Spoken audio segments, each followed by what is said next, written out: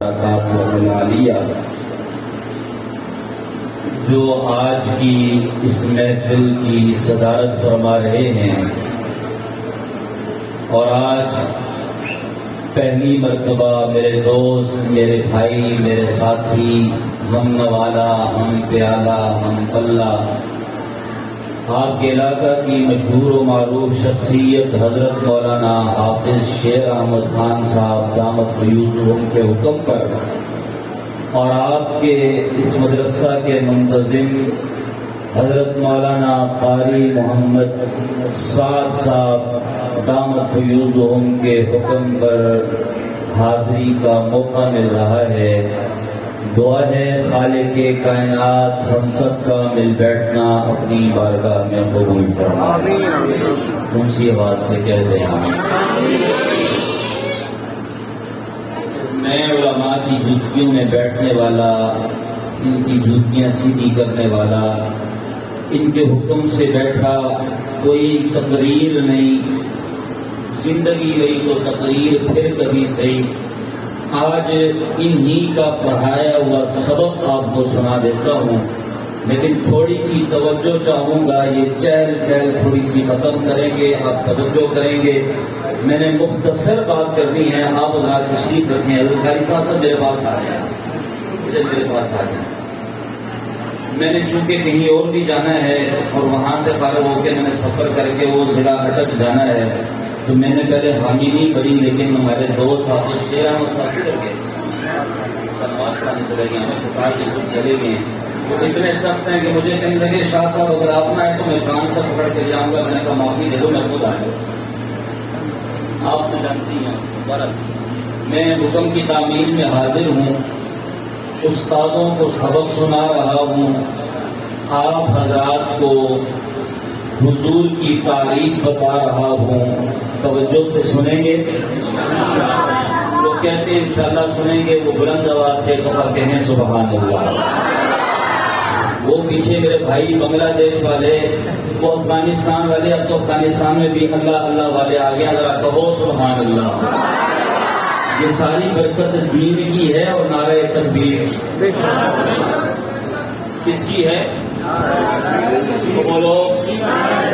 یہ امریکہ اب بھاگا ہے، امریکہ اب بھاگا ہے۔ پہلے آیا روس، اس نے افغانستان پہ کیا حملہ ہے جی۔ جب وہ وہاں سے بھاگا تو وہاں کا ایک بڑا تھا، ایک صحافی اس کا انٹرویو کر رہا تھا، کہنے لگا بتاؤ آپ نے یہ اتنا عرصہ وہاں کیا کیا، کیا کرتے رہے ہو؟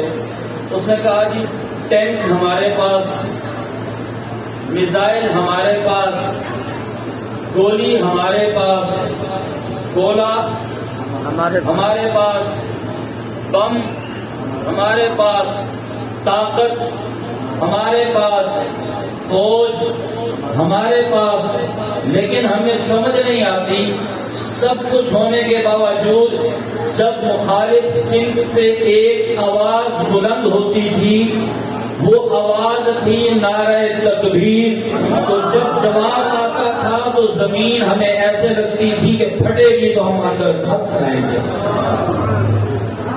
تو یہ ساری قوت کس کی ہے؟ بولو کس کی ہے؟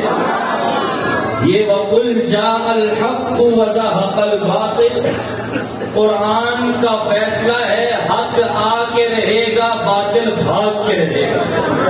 کہو انشاءاللہ، اسی آواز سے کہو۔ حق آج افغانستان میں آیا ہے، ہم آنے والا وقت دیکھ رہے ہیں، انشاءاللہ پاکستان میں بھی آئے گا۔ ہم سارے اکٹھے ہو کے حضور کی ختم نبوت کے سپاہی بن کے یک جاں یک مشت ہو کر رہیں گے، انشاءاللہ ختم نبوت کا نام رہے گا، مرزائی بھاگ کے رہے گا۔ میں کہتا ہوں جس طرح تمہارا باپ مرزا ناصر پاکستان چھوڑ کے بھاگنے پہ مجبور ہوا، کیوں؟ اس لیے کہ جیسے چشتی صاحب نے بتایا کہ اس قافلے کے بانی سید عطا اللہ شاہ بخاری نے یہ بیڑا اٹھایا، چلتے چلتے علامہ یوسف بن نوری رحمت اللہ تعالی علیہ کے ہاتھ میں آیا. انہوں نے کراچی کی سرزمین سے لے کر گلگت کے پہاڑوں تک، کشمیر کے پہاڑوں تک، ارے نہیں تم پاکستان کی بات کرتے ہو، میں کہتا ہوں جاؤ، افریقہ کی عدالت گواہی دیتی ہے، امریکہ کی سرزمین گواہی دیتی ہے، سوڈان کی سرزمین گواہی دیتی ہے. اگر وہاں بھی کسی نے ختم نبوت کے جھنڈے کو بلند کیا ہے تو وہ تعالیٰ شاہ بخاری کی ذریت نظر آتی ہے.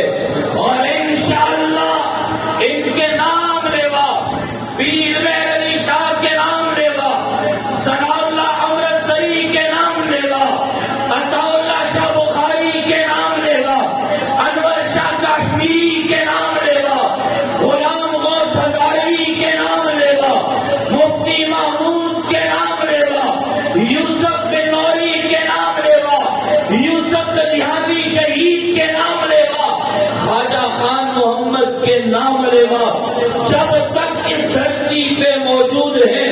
ارے نہیں، یہ تو آج کی ہستیاں ہیں. میں کہتا ہوں جب تک صدیق کی صداقت کے نعرے لگانے والے اس سرزمین پہ باقی رہیں گے، ختم نبوت بھی باقی رہے گی، ختم نبوت کا نعرہ بھی باقی رہے گا. ختم نبوت کا نعرہ بھی اونچی بولو، ختم نبوت کا نعرہ بھی. کیوں؟ اس لیے کہ یہ جو مرضی ہے کر لیں، اللہ نے قرآن میں فیصلہ کر دیا ہے. یہ کوئی آج کی بات تو نہیں ہے، قرآن کا فیصلہ ہے. انہوں نے شروع سے ہتھ کنڈے اپنائے کہ کسی طریقے سے حضور کی شان کو کم کیا جائے، گھٹایا جائے. تو اللہ نے کیا کہا؟ اللہ فرماتے ہیں بسم اللہ الرحمن الرحیم انا اعطیناک الکوثر فصل لربک وانحر ان شانئک هو الابتر. سے کہو، قرآن سنا کرو تو سبحان اللہ کہا کرو. کیوں؟ یہ قرآن وہ قرآن ہے